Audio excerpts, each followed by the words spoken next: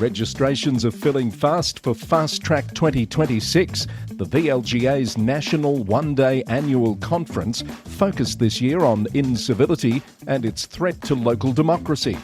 The event will bring together stakeholders from across the local government sector to address the rise of incivility in public discourse and its impact on democratic processes.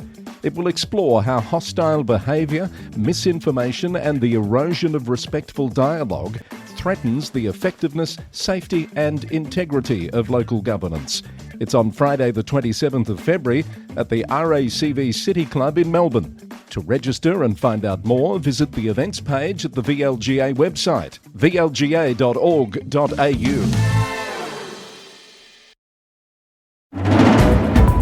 Coming up on the Roundup today, councils in a game of chicken with the state government. Wyndham calls out a spate of online racism, concerning trends in local government finances across New South Wales. A council chamber's closed after an asbestos discovery. Secret recordings lead to a governance crisis in Cairns. An Australian first as Launceston gets set to introduce a 4-day working week.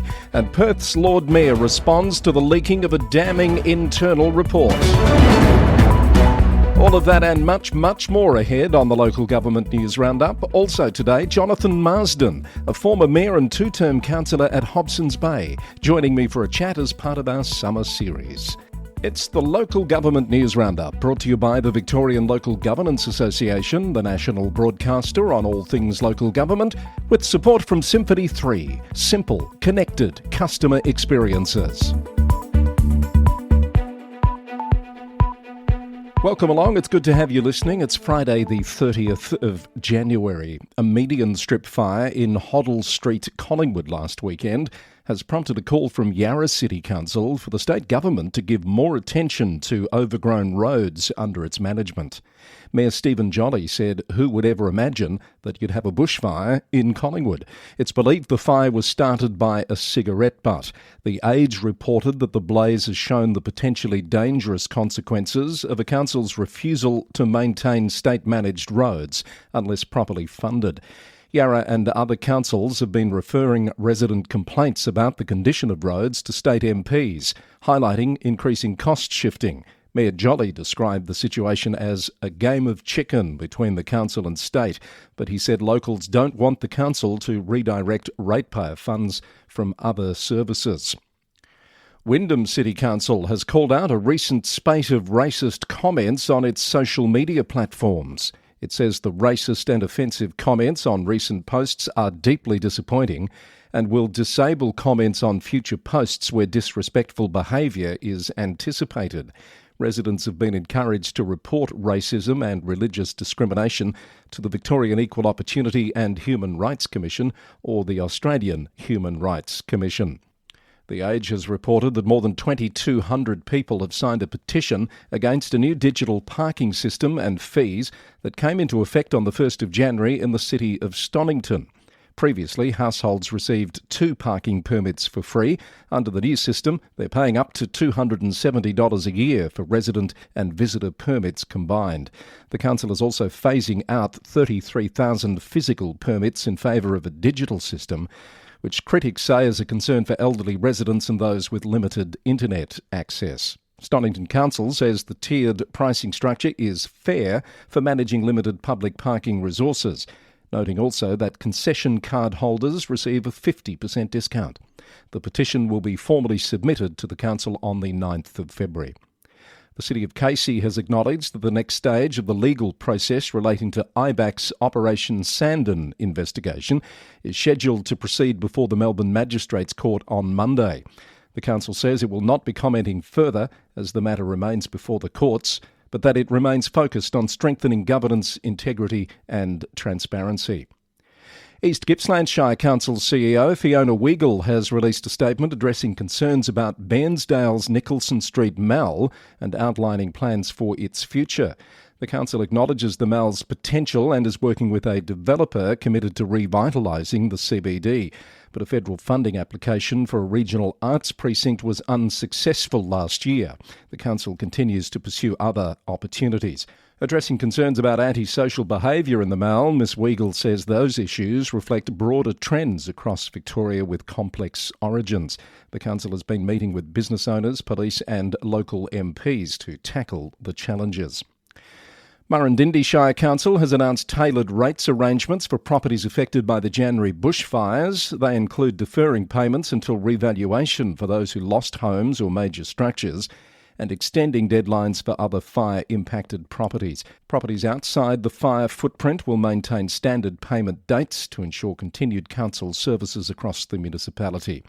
Baw Baw Shire has extended Sally Jones' appointment as Acting Chief Executive Officer until the 30th of June, while CEO Tilla Buden focuses on treatment and recovery from breast cancer. Mayor Kate Wilson said the council remains committed to supporting Tilla as she focuses on her health. She said Sally has hit the ground running since coming on board and was connecting and collaborating with Tilla during this period. And the Electoral Commissioner Sven Blumel is asking residents and ratepayers in Whittlesea City Council's Thomastown ward to be ready to have their say in a by-election scheduled for May following the resignation of Councillor Nicholas James Brooks. The by-election will be held by post. The roll will close on Wednesday the 18th of March. Also happening now, the Borough of Queenscliff has endorsed a new policy for community consultation that sets clear requirements for councillors standing as candidates in state or federal elections. The proposed policy is open for submissions until 5 p.m. Wednesday the 15th of February. Glenelg Shire Council's L2P program in Haywood has received a new vehicle thanks to funding from the Haywood and District Community Bank, Masonic Lodge Portland and Magistrates Court. The program enables young people without access to a supervising driver or vehicle to complete their 120 required hours of supervised driving. And Golden Plains Shire Council is seeking feedback on the proposed sale of 3.5 hectares of vacant council-owned land in Bannockburn, proceeds to be directed to the Recreational Future Fund for Community Infrastructure. Submissions open until the 27th of February.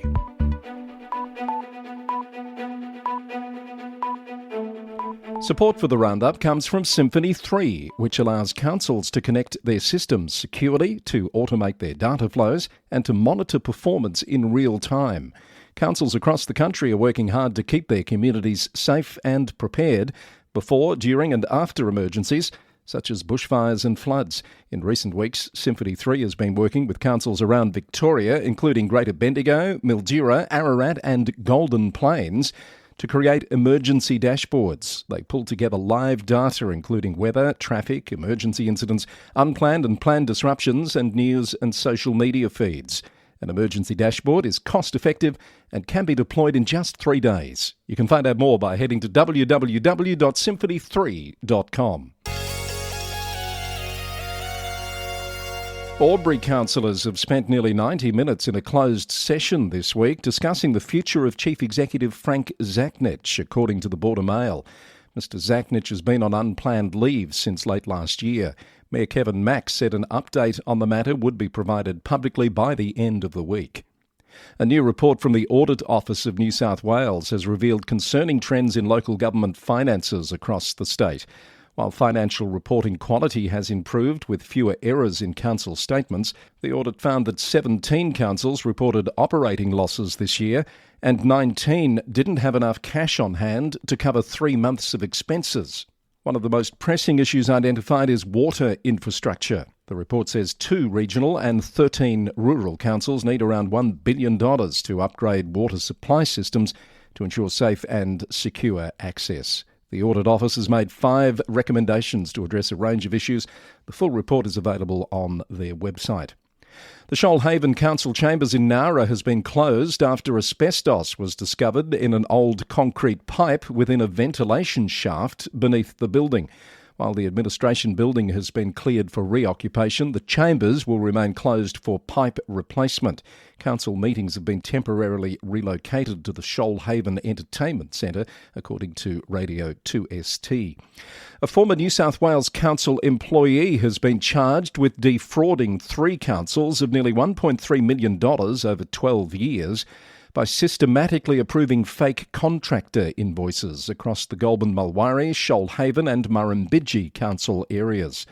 The 59-year-old man, named as Martin Dimmock, faces 41 counts of dishonestly obtaining financial advantage by deception and 1 count of misconduct in public office, and was refused bail ahead of his court appearance, according to the Daily Telegraph. He's a former design engineer, construction superintendent and infrastructure director, dismissed by Murrumbidgee Council in February 2024.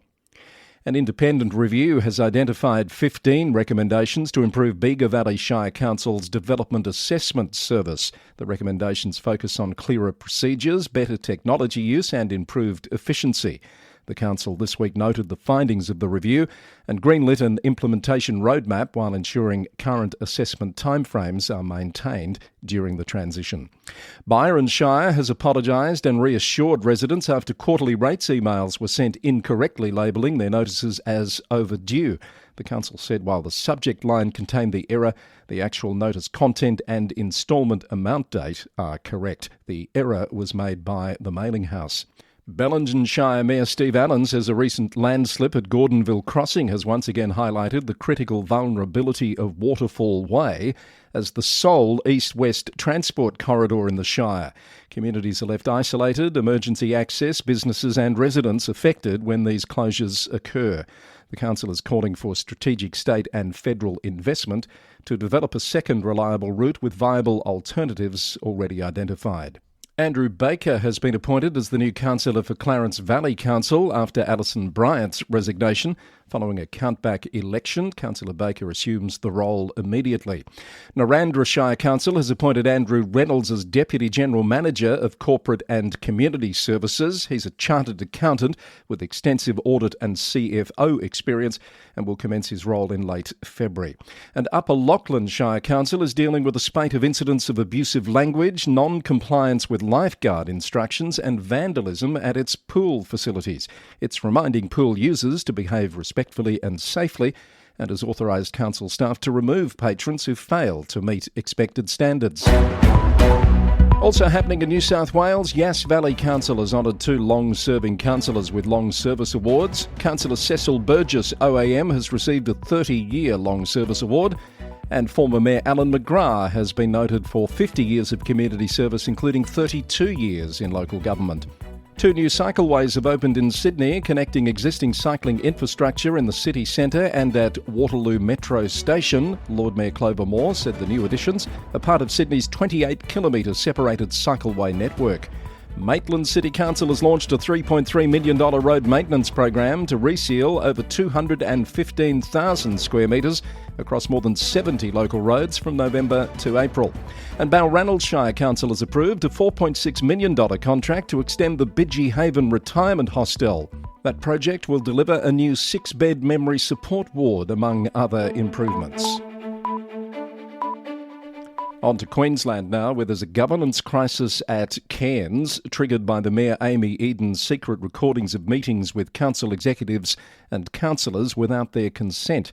The Cairns Post reports that councillors are considering a no-confidence motion in the Mayor. While the recordings are legal in Queensland, they have caused a breakdown in trust and resulted in cancelled meetings, with the council now facing difficult decisions about whether to include the audio in public records, potentially exposing the Mayor to legal risks either way.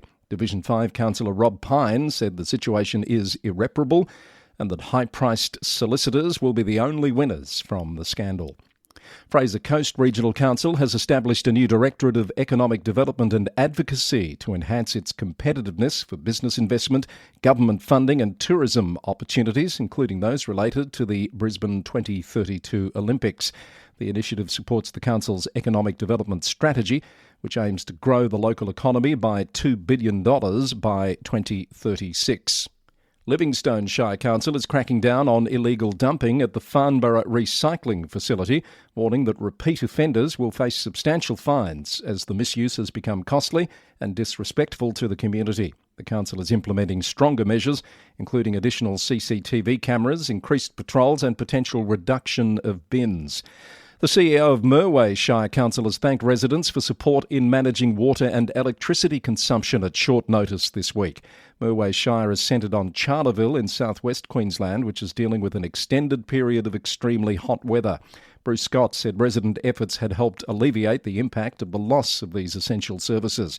While water supply is gradually returning to normal levels, Mr Scott said continued responsible use of water will be necessary to avoid the implementation of formal water restrictions. And Scenic Rim Regional Council has committed $25,000 in funding and in-kind support for the 2026 Scenic Rim Clydesdale Spectacular, scheduled for June at the Beaudesert Showgrounds. The event celebrates the region's heritage of Clydesdale horses and rare trades, and attracted over 75% of visitors from outside the region last year, contributing more than $2.5 million to the local economy. There's an Australian first happening down in Tasmania. The city of Launceston is proposing a groundbreaking 4-day week for its 600 employees, but the plan is facing some strong criticism. The Chronicle reported that under the proposed agreement with the Australian Services Union, full-time council workers would work just over 30 hours across 4 days, while receiving their full 5-day salary. If approved by employees next month, it would take effect in July this year. Council CEO Sam Johnson is calling it a nationally significant step in modern workplace reform that recognises the changing nature of work and prioritises employee well-being and productivity. But Tasmanian Chamber of Commerce CEO Michael Bailey says the proposal amounts to a 20% pay rise with no guarantee of improved productivity. Local Government Minister Kerry Vincent says it's a matter for the council to decide, but he acknowledges that history suggests the agreement could spread to Tasmania's other councils. As I said, the proposal goes to an employee vote next month. If it passes, Launceston would become the first council in Australian history to implement a 4-day week on full 5-day pay. Glenorchy City Council's acting mayor says the council's unanimous rejection this week of a Hobart City Council amalgamation proposal was due to a lack of an evidence base, funding and a community mandate. Alderman Russell Yaxley says the proposal from Hobart had requested an elector poll be held. But it was the view of Glenorchy Council that significant work would be required to ensure ratepayers and residents had the information they would need to vote in such a poll. He said the council remains open to structural reform as part of a comprehensive state-led agenda. The City of Launceston has offered a $15,000 reward for the return of the Ermenegildo Zegna Perpetual Trophy, a prestigious sculpture featuring a 24-carat gold merino sheep, which was stolen from the Tasmanian Wool Centre in Ross last month. The trophy, created by renowned Tasmanian artist Stephen Walker and on loan from QV Mag since 2013, is considered an irreplaceable piece of Tasmania's cultural heritage and wool industry history. And West Coast Council has voted to demolish most of that controversial 3-metre-high concrete wall in Strawn that blocked harbour views, following weeks of community protest and a petition signed by over 300 residents. Pulse Tasmania reported the council has admitted the wall, built as part of a $3.3 million waterfront redevelopment, was a mistake due to poor design decisions and inadequate community consultation. Let's look at some South Australian and Western Australian news. In SA, the City of Unley has announced that it will cease delivering Commonwealth Home Support Program services by the 30th of June. It says the difficult decision is due to unsustainable financial, operational and regulatory risks stemming from recent changes to the Aged Care Act. Council will work with clients, families and alternative providers over the next 5 months to ensure a smooth transition while continuing to support active ageing through other community programs. Adelaide City Council has revived plans for a north-south bikeway through the CBD, which was abandoned 5 years ago due to opposition.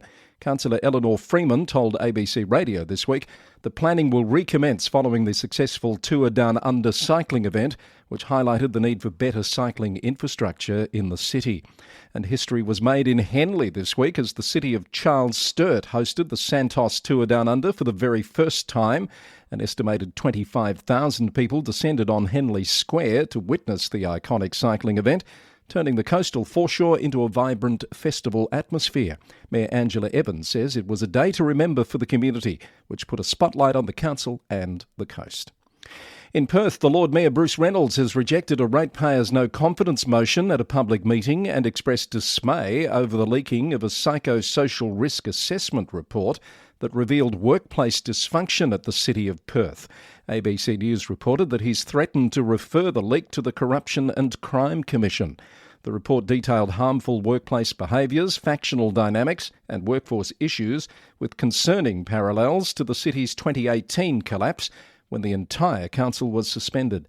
Lord Mayor Reynolds defended his leadership, stating he doesn't believe in running issues through the media. 2 individuals have been convicted and fined for illegally dumping 3 tonnes of hazardous waste in a residential street in Swan View. The incident in June last year has led to total penalties and costs of $7,894 ordered to be paid to the City of Swan. The city has welcomed the outcome as reinforcement of the significant consequences for illegal dumping, and it's urging residents to dispose of waste responsibly and report illegal dumping incidents. The City of Greater Geraldton has extended its e-scooter rental contract with Beam Mobility for 6 months. ABC News reported the extension comes with stricter safety regulations following a fatal accident and community concerns. They include reduced speeds, nighttime shutdowns, and a $1 daily fee per scooter. The City of Kalgoorlie-Boulder has voted to appoint an external candidate, known as Candidate A for now, as the acting CEO, due to commence today until February the 26th, while current CEO Andrew Bryan extends his personal leave beyond his expected return date. The appointment was approved 8-1 by councillors, despite concerns from one councillor about a lack of information regarding Mr Bryan's status and return timeline. The Kalgoorlie Miner reported that negotiations have been continuing with the successful candidate as that start date looms.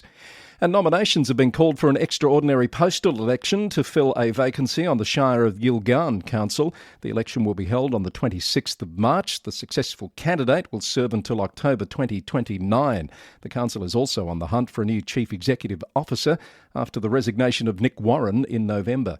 He's taking up the role of Chief Executive at the Shire of Quairading, which is currently occupied on an interim basis by John Merrick. Now stay with me if you can. I've got a special guest coming up shortly as part of our summer series of chats. Jonathon Marsden, a former colleague, former councillor and mayor at the Hobsons Bay City Council, is joining me for a catch-up and to talk about a project that we've been working on that you might find of interest if you're a local government tragic like us. But let's catch up on a couple of global report stories. Firstly, Joanna Killian, the CEO of the UK Local Government Association, has announced she's taking unexpected leave for personal reasons. The Local Government Chronicle reported that the leave of absence comes as an ongoing staff restructure aims to cut 62 roles from the organisation's 540-person workforce. The LGA's leadership has confirmed that her absence will not affect the reorganisation timeline, with the strategic leadership team continuing to oversee the process. A man has been jailed for 12 months for contempt of court after refusing to demolish unauthorised buildings he constructed without planning permission in Cheshire. His refusal to demolish was despite enforcement notices and injunctions dating back to 2014. Even after serving his sentence, Michael Merrill must still comply with the court order to remove all unauthorised development and cease residential use of the land, according to BBC News. In the US, a county auditor in the state of Iowa has warned that proposed property tax caps or freezes in the state could disproportionately impact rural communities by limiting their ability to fund essential local services. The Jones County auditor says the changes could potentially force residents to travel to urban areas for services previously available locally. KCRG reported on the concerns that capping tax growth would severely constrain already tight budgets in smaller local governments. A proposed Washington state bill would prohibit cities from clearing homeless encampments unless adequate alternative shelter is available. This follows a 2024 Supreme Court ruling that gave cities broader authority to enforce anti-camping laws. Axios reported that the legislation faces opposition from city officials who argue it would limit their ability to address public safety concerns. But supporters maintain that criminalising homelessness doesn't solve the underlying problem. Los Angeles City Council has voted to explore creating a $5 million subsidy program to support microdrama production in the city, according to Variety. The short-term vertical videos, which are experiencing a surge in popularity, don't qualify for existing state tax credits due to their small budgets of around $200,000. The proposal aims to establish Los Angeles as a global hub for microdramas by reducing permit fees and streamlining approval processes, potentially bringing back the creative middle class to the entertainment industry. In Canada, a councillor at the rural municipality of Gimli has resigned following a 7-day suspension of the council's mayor, Kevin Chudd, after an investigation upheld several allegations against the mayor's conduct. The council has accepted Councillor Andy Dam's resignation, but has not elaborated on the reason for the resignation. The seat will be left vacant until the October general election.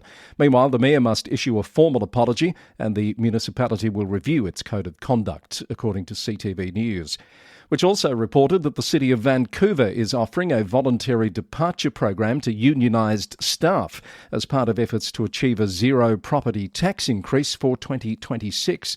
The commitment requires cutting approximately $120 million from the budget. Around 400 full-time positions are expected to be eliminated, with 2/3 being unionised jobs, and eligible employees have until the 10th of February to apply for the program. And in New Zealand, Michelle Morse has been appointed as Interim Chief Executive of Queenstown Lakes District Council following the retirement of Mike Thielen. Ms Morse has over 20 years of leadership experience, including 10 years at QLDC. Recruitment to fill the role on a permanent basis will commence in the coming months, led by the Council's CEO Relationship and Recruitment Committee.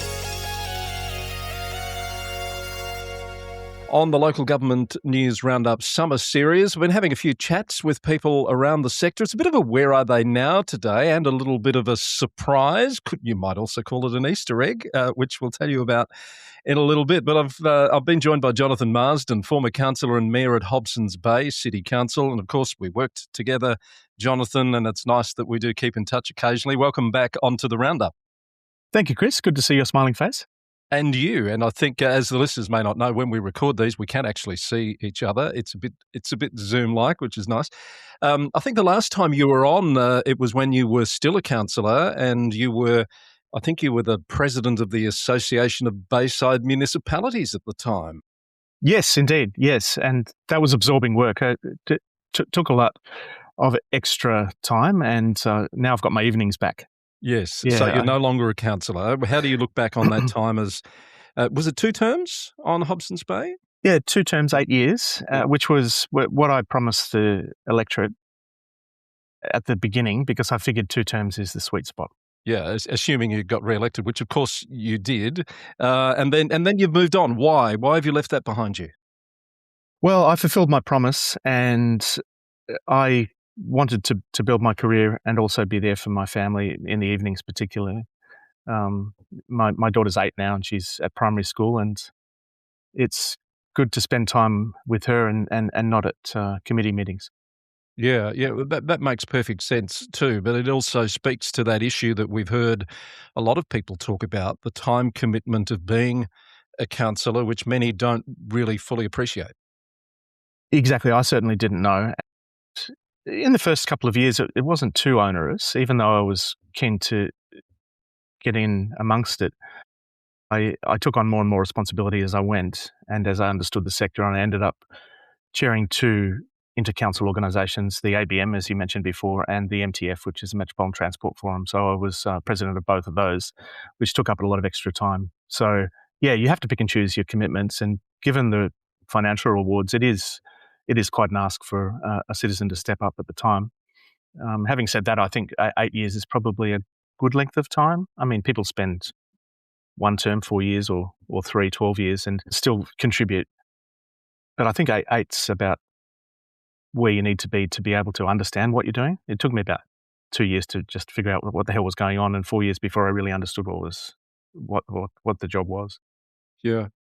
What else did you take away from your time as a councillor? What that might help you now in the way that you move about your community? Because I imagine your knowledge of the way things work is totally different than it was before you joined the council. Yeah, and every councillor knows this. As soon as they go on holiday overseas and they find themselves looking at the drains and the libraries and the street signs and the shrubbery, and you just notice all the things that need fixing. And of course, Snap and Solve is my best friend still. I go around and photograph everything that I see. So I can't rid myself of that. I've stepped back from scrutinising, or at least following the blow by blow of the council, just to free up some headspace. But it gives you a really good insight into not only the physical environment, but also the network of people, the sheer density of community, and the number of volunteers keeping the place ticking as well, which is invisible unless you join the council, I think, and get an insight into how much time and effort people put into keeping things running for no pay. Yeah. Is it something you see yourself doing again, perhaps at a later stage in life? Certainly. Once I've re-established myself, I'll look back into it perhaps, and maybe do another 4 or 8 years. That's certainly not off the cards, but for the time being, I'm focused on career and family. You were, if you don't mind me asking, you were affiliated at the time with the Greens, and I know you're not active now, but do you have any views on the role of party politics in local government? Because some have some pretty fixed views either way about that, don't they? Yeah, and I think it's a fact of life, basically. As long as there's parliaments, there'll be political parties by definition. And as a consequence, an organising principle for people who want to become involved in their community. So, yeah, I don't have a strong view either way. I think it has advantages and disadvantages. I think civic engagement generally could be strengthened, and political parties are a part of that. There's been a pretty clear rise of independents as well, and also groups of independents, which is a quasi-party. So, as long as we have state and federal politics, then I think there'll always be room in local government for aggregations of those political principles as a way of mobilising people to participate. So, Jonathan, what have you been spending your time on since you've had all this free time, not being on council, not being a mayor, and what do you want to be doing in future? Well, I joined a choir first up, Really? because my Mondays were freed, and it's something I've always wanted to do, and that's been wonderful because it means that I'm still involved with the community and doing something that gives me great joy. I threw myself into coding when I stepped down from council. As in computer coding? Yeah, and developing apps, and really just building on an interest I had when I was a teenager. I've had a number of careers since I left school, but I never really gave myself the option of delving into computers in the way that I am now. So just giving myself that freedom and permission to learn the ropes. And I've signed up to do a course as well in cybersecurity to develop my technical expertise, fill in the gaps that I have in my IT knowledge. And so that's really been where I've been spending most of my time, and I've been building an app a week basically to try and extend myself, to fail as often as possible, and to learn from the experience. Which sort of leads to why we've recently reconnected. But I have to ask you, is any of that generating an income for you? How are you making a living these days? Well, I'm doing bits and pieces. I'm working for the universities doing graduation emceeing, and in particular reading out hard to pronounce names. Yes. There's a lot of foreign students who are studying at Victorian universities, and so I've developed an algorithm and a workflow process, and working with a colleague who is expert in name pronunciation. So we go out to Deakin, to Monash, and to Federation universities and read out all the hard to pronounce names. And I had a graduation ceremony the other day for IT, actually, at Monash University in Clayton, and it was something like 95% Mandarin names. Wow. Yeah, so that's the definition of chutzpah, is standing in front of 1,000 Chinese families and trying to respectfully pronounce their children's names. And what sort of feedback are you getting from them? Are you pretty much getting it right?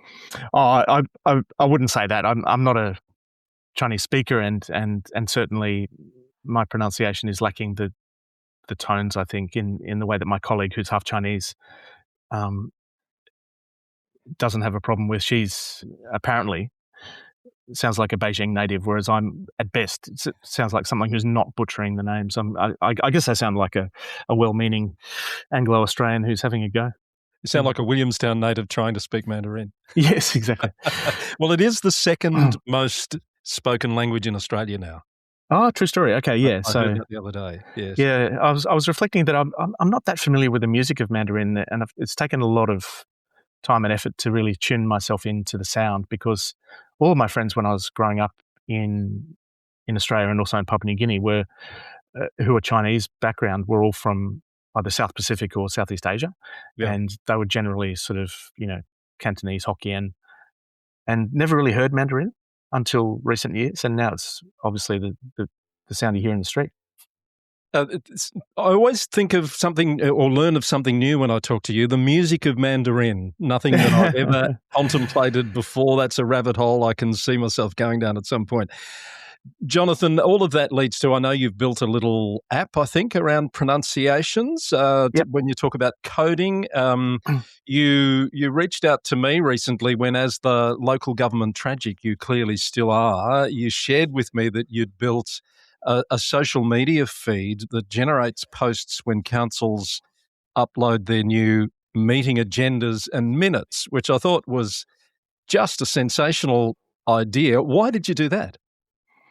Well, it was really just to extend myself. I don't want to build the same app over and over, and there's different tech stack involved with every single app. And in this case, I wanted to try scraping or crawling and developing a script or a bot that would go and check in with all of the councils and see whether they've published new material. Yeah, with the aim of publicising minutes, agendas, and other important documents as soon as they become available, so that, well, local government tragics like you can pick them up, but also that residents can be informed as soon as they're available, so they can follow along either in advance of the meeting to come to read the agenda or to read the minutes after the fact. Yeah. Well, I've already found that useful, and we'll tell people how you can find this shortly. But as a result of that conversation, I said, I'm speaking to the listener now, I said to Jonathan, I'm trying to keep across pretty much 537 councils around Australia when they have news to report for compiling the Local Government News Roundup. And I've not been able to come up with a cost-effective way of being able to keep across all of that. So I saw Jonathan's app that, or the feed that was coming through for council agendas, and I said to you, is there some way to apply that thinking to council's media releases? And of course, in true fashion, you've run away and built something. Tell me what you did. Yeah, so I was really inspired, because the scope for the original bot to scrape the agendas and minutes from Victorian councils, I found really hard going. And of course, that's always the case when you start something new, I guess, and don't know a lot about it. I worked my way through that. I haven't completed that bot just yet, because I quickly switched to this idea. And I spent 7 days really trying to figure out how to not only get the news and media from Victorian councils, but from all 8 jurisdictions around Australia. So the 3 on the western side and the 5 down the east coast. And that was intense.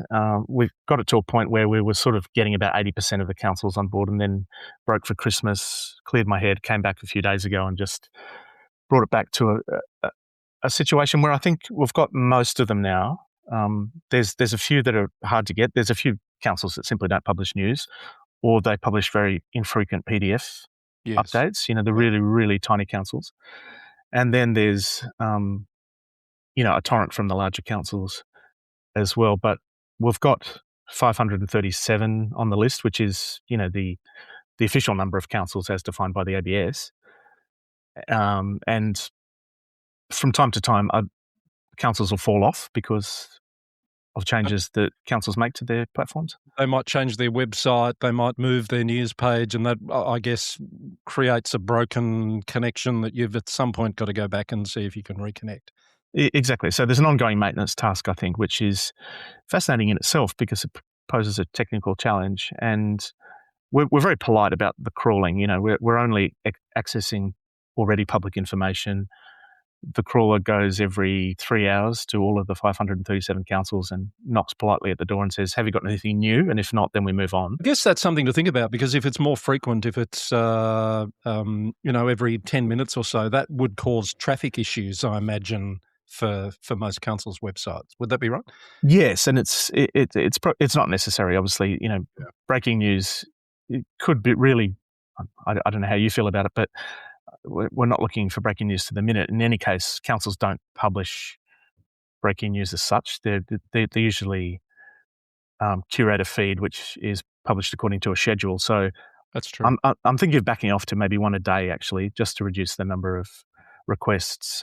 I actually got an email from the proxy people I use in the US, and they asked for verification, but they're also pointing out that I was, scraping an extraordinary number of pages every day, and it's probably not necessary. So yeah, I think I'll probably back off to 24 hours. Great. Yeah, okay, but the principle is pretty exciting, so that you can follow news, let's say, on a daily basis from councils across Australia, and it all goes into this feed. And people are wondering, where do I see this? On Blue Sky, which is like a new but much saner version of what used to be called Twitter. Precisely. Yeah, it's not a fascism machine. It's it doesn't obey some obscure algorithm. So everything that's posted is seen in sequential order, which is far more sane than Twitter, and something that I crave in social media. I really don't like to be fed up news, particularly news that is designed to make you angry. Blue Sky's a lot better at that. It allows you to curate your feed a lot more carefully. It also it's much more open in its data, so that people can take those posts and those feeds and then make new feeds for themselves or analyse them. So there's 8 feeds all told, one for each jurisdiction. So yeah, what would that be? That's 6 states, 2 territories. Yes, but there's also a list that I've created which brings them all into one feed, which people can easily do once they understand how Blue Sky works. And we're not trying to replace the Local Government News Roundup here. I don't want you to stop listening to the podcast, but for those true local government tragics that want to keep their finger on the pulse, it is a great way to see a feed of what's happening, virtually every day across the country. Exactly. It really is interesting just to follow it blow by blow, or even thematically. With the big heat bubble over the centre of Australia, it's been fascinating to see how councils react to that.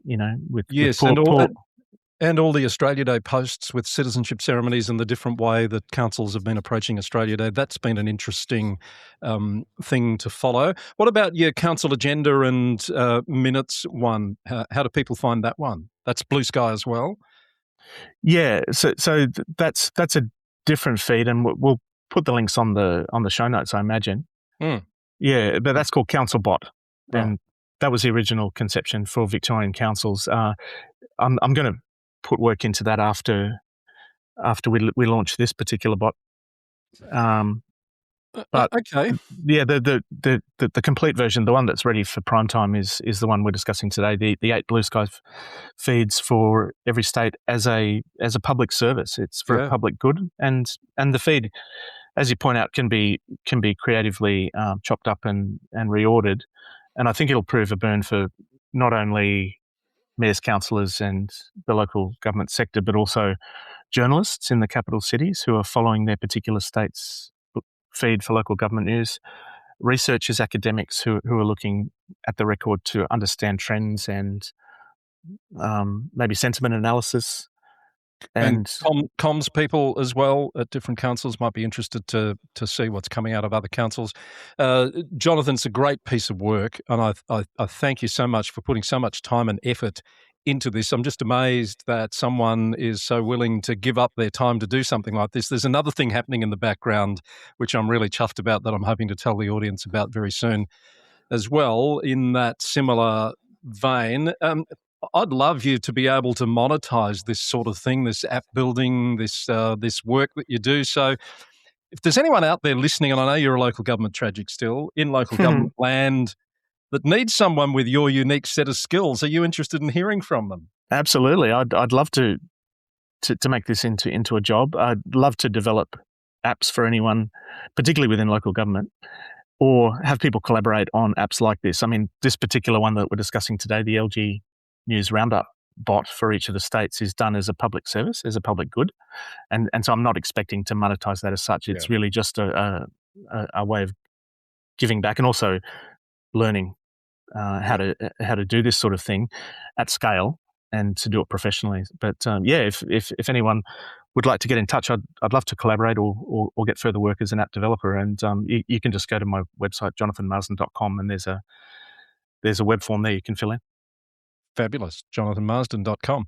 Well, thank you so much for not just these efforts that you've put in recent weeks, but for coming on the show to have a chat as part of our summer series, to hear what you've been up to, and hopefully at some stage, as you phase through different parts of life, you might be back in the political sphere as a local representative of some sort again, if you want it to happen, of course. Yeah, who knows? Never say never. But yeah, it's very hard to get local government out of your bloodstream, and so that's why I'm not only building the spot, but also looking for work within local government in the field of IT and app development.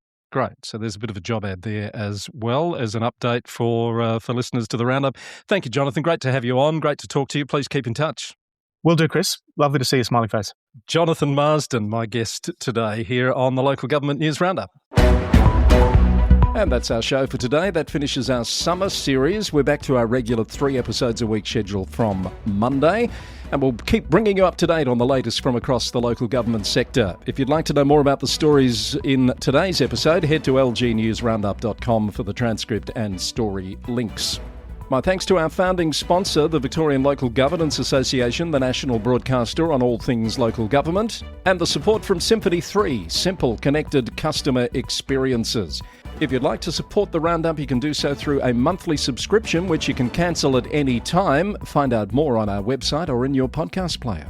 The Roundup is recorded in the city of Greater Geelong, Victoria, on the land of the Wadawurrung people of the Kulin Nation. Until next time, thanks for listening and bye for now.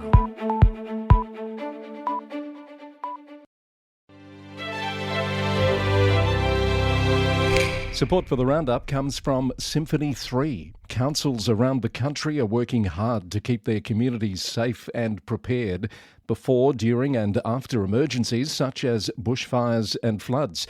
And in recent weeks, Symphony 3 has been working with councils around Victoria, including Greater Bendigo, Mildura, Ararat and Golden Plains, to create emergency dashboards, pulling together live data including weather, traffic, emergency incidents, unplanned and planned disruptions, news and social media feeds. An emergency dashboard is cost-effective and can be deployed in just 3 days. Find out more at www.symphony3.com.